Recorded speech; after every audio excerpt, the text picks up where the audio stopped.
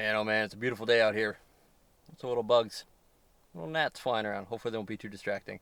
So we wanted to make a video of the process that my wife and I went through when we were trying to decide what vehicle we were going to choose to use as our basis for our overlanding and our vehicle-based adventure travel. We had two options as far as we could tell: the Toyota Tacoma and the TRD Pro trim package, and the Jeep Gladiator Rubicon trim package. The Jeep Gladiator edged to the #1 pick for us for a couple different reasons. Remember that we were looking at our choices through the lens of a couple different requirements. Had to be a truck, no bigger than a midsize, rugged reliability, a good aftermarket following, and ready to go off the showroom floor. I will admit that both the Toyota Tacoma and the Jeep Gladiator could be argued to fit into both these categories. But to be as transparent as possible, we have a bias. So we are, and we will always be, Jeep people. But we tried to go through this as unbiased as possible, and we'll go through all the different things that we weighed as we made our decisions. So let's dive in, look at all the factors that we used to make our decision, and hopefully they help you make your decisions as well.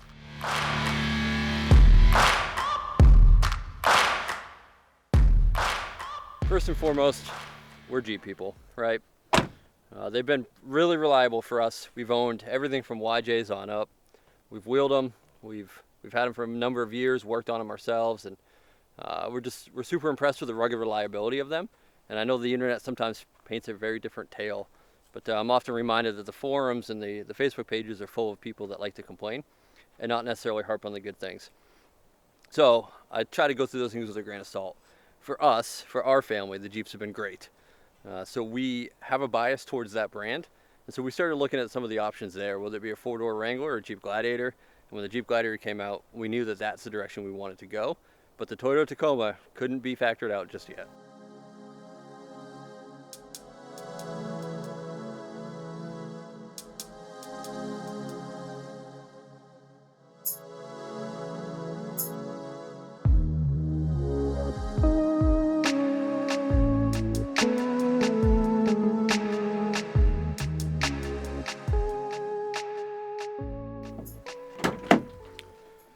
The first thing we chose to look at and consider pretty heavily was fuel mileage. I know that a lot of people argue that it's miles per gallon, not miles per gallon, and everyone likes to not really worry about fuel mileage. But this is my daily driver, even with the 10 on top.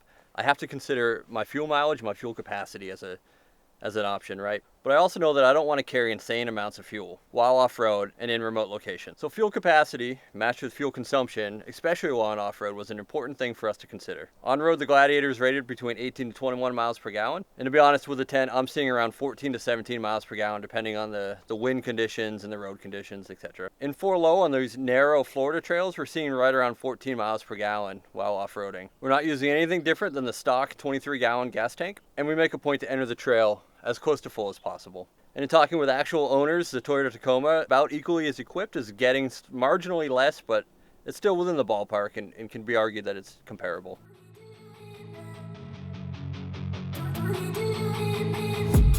I've been dreaming on in my head like I've seen it. A life worth living is a life with meaning.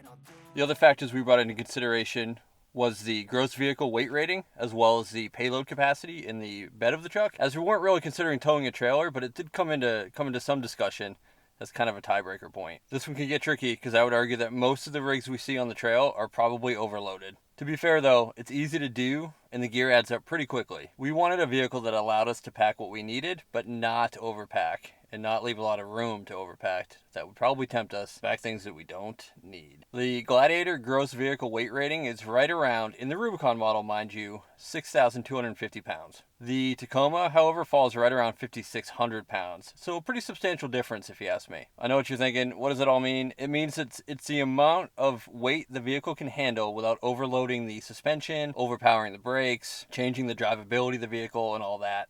The tent and the bed rack need to be considered when factoring this stuff in. All these things directly influence how your vehicle handles, and if you're not paying attention to it now, you really ought to, because it's going to change the dynamics on the trail and on the road. Just to be clear, this is different than the towing capacity weight rating. Like I said, we don't have a trailer, and we don't see getting a trailer in our near future. But as a side note, the Rubicon Gladiator can tow about 7,000 pounds. Keep in mind that that's with the wide-track Dana 44s, the 410 gears, things of that nature. A equally equipped Tacoma is right around 6,800 pounds.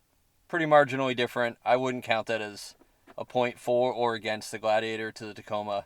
I call that a pretty even tie. Just to be clear, these figures came from the manufacturer's website. The other question I get asked a lot is, why not a full-size truck? Why a mid-size truck? Why were you so determined to get a mid-size truck? That is just pretty simple. The trails that we like to go on are not really conducive to a full-size truck. They're very narrow, very tight, lots of pinstriping. I can't even imagine trying to get like a Prospector XL or a full-size Ram down those trails and navigate those without just crazy amounts of paint damage and just trying to make those turns. They're pretty tight here in Florida and in South Georgia, North Georgia, where we try to head to. Little bird sanctuary viewing area behind me. Pretty cool, huh? Now there are some pros and some cons to a mid-size truck, right? Packing small, we're a family of 4. So things get pretty tight in that back seat. A little bit more room would be nice. But like I said, it's just too much to try to navigate down those trails. Too big of a vehicle. We don't need all that. The mid-size truck fits the bill perfectly. Yeah, so the mid-size truck carries what we need to carry. It goes where we need it to go. In this particular instance, I'm not sure the size really does matter. So I think I'm supposed to go in here and look at the birds and the bird feeders. Let's give it a shot. Some sort of big controlled burn going on over there. I don't know if you guys can see that or not.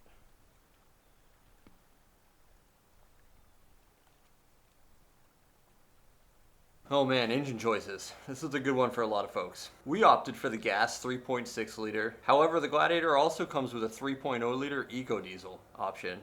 The diesel option is what we originally wanted. However, when we were shopping for the truck, we just couldn't find any available for us in our market. Had we been able to, we probably would have gone that route. That said, the 3.6 liter engine has been fantastic for us. We have about 6,500 miles on it, and I know that that's pretty fresh and pretty new still, but no issues there yet. Comes in at about 285 horsepower at the wheels and about 260 pound-feet of torque, whereas the Tacoma comes in at 278 horsepower and 265 pound-feet of torque. I'd say they're pretty similar output numbers-wise and probably hardly noticeable. The Tacoma engine choices are a 6-cylinder or 4-cylinder gas motor that from all accounts leaves a lot to be desired. The Toyota at this time does not have a diesel option in the mid-size Toyota Tacoma truck. So listen, off the showroom floor, the Jeep Gladiator Rubicon Trim Edition is hard to beat. With a wide track Data 44s, 410 gearing, sway bar disconnect, 33-inch tires in either all-terrain or mud terrain straight from the factory. Rock sliders, a 4-to-1 transfer case with the low crawl option. Tow hooks, a 30-inch water fording capability. I mean, what more could we ask for right off the showroom floor, right? One of our requirements, right, was that we needed something off the showroom floor we could slap the tent on and just go hit the trail as we normally would with our old Jeep Cherokee. This Jeep Gladiator Rubicon fit the bill perfectly. The Toyota Tacoma TRD off the showroom floor is pretty nicely equipped with a suspension upgrade, a rear locker, a limited slip in the center pinion. Not really sure what that is. I think it's an independent front suspension thing. Not quite as many options, right, as the Jeep Gladiator Rubicon right off the showroom floor. Like I said, this leaves us with a pretty impressive stock overlanding rig. We'd only be left with mounting the tent and the bed rack to just go out there and start hitting the trail like we normally would. Yeah, there's some things that we needed to do, like get the ARB stubby bumper and the winch mounted, get our traction boards mounted, things like that. But those are so minor compared to the total package that we're getting that it was hard not to look at this and give it a lot of points when we were weighing it out on the overall scale. So the other thing we wanted to look at was the aftermarket following these vehicles had. Hard to compare these two because they are so very, very close. And both of them have a tremendous aftermarket following that you can't go wrong with either one. It really was quite a toss-up, and it's hard to decipher one winner from the Tacoma to the Jeep Gladiator Rubicon. We went with the Jeep Gladiator Rubicon. It's the vehicle we know. It's the aftermarket that we know, and we know the parts are readily accessible no matter where we go. I'm sure the argument could be made for the Toyota Tacoma as well. That worldwide, Toyotas are everywhere, right? So I don't think you'd have any issues going with either one of these vehicles. Really shouldn't be a big factor in decision-making process, but it's an important one nonetheless. And then vehicle warranty-wise, these vehicles are almost identical with the warranty they come with. With the exception of roadside assistance, Jeep's is 5 years or 60,000 miles. Toyota's is 3 years or unlimited mileage. You weigh that out, it depends how many miles you drive per year, what if it means more to you to have that roadside assistance. For us, our insurance company offers roadside insurance, so it's not a factor. We didn't even look at that, quite honestly, but I do care about what Jeep covers powertrain wise and things of that nature versus what Toyota covers, and they're the exact same. So if y'all haven't figured it out yet, I'm not at home. I am in South Georgia for a work-related school, which makes making these videos a little tricky, a little difficult. I'm not in the woods like I'd like to be. We started off a little bit at State Park. No real off-road trails there, just things to walk around and see. Beautiful and cool, not our typical scenery, right? So we're going to finish this video off in our hotel room. Not the most ideal place, I get it, but the important information is getting sent to you either way. All right, so payload, what we can carry in the bed of the truck specifically, not accounting for gross vehicle weight ratings and tow capacity and all those things. Like I said before, when we talked about gross vehicle weight rating, and hopefully there's no confusion there. If there is, put in the comments below. I'll try to clear any of that up and make sure this all makes sense to you guys. Have to consider your bed rack and your tent weight when you're talking about how much payload you can put in the bed of your truck, because those things are in the bed of the truck and they matter. For us, I know our tent is about 200 pounds and the bed rack itself is about 160. So that factors into how much we can safely put in the bed of our truck. So the Rubicon Gladiator is about 1,200 pounds that it can safely carry in the bed of the truck. And the Toyota Tacoma TRD Pro is about 1,135 pounds. Not a huge difference there.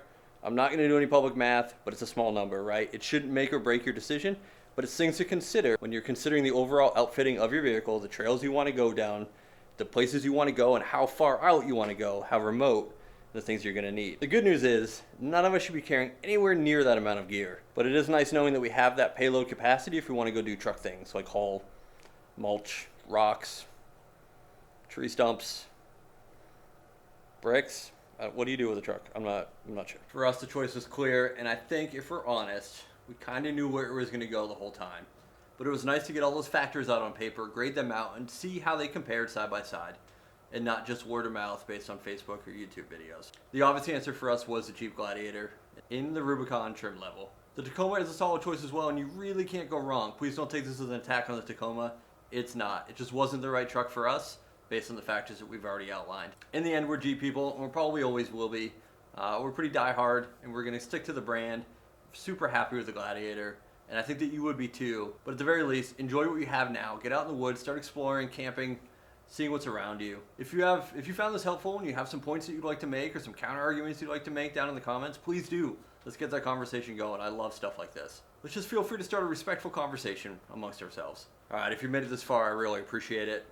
I'm going to close out by just saying, if you like this content, please let me know in the comments below. I can continue making stuff like this if you find it helpful. If you don't, let me know as well. Just try to be nice. A little sensitive.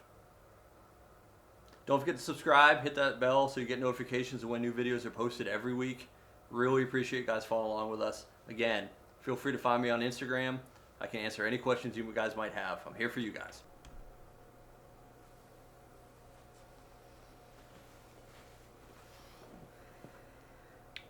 Well, that's no good.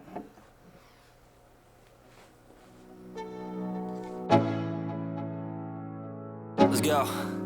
Yeah.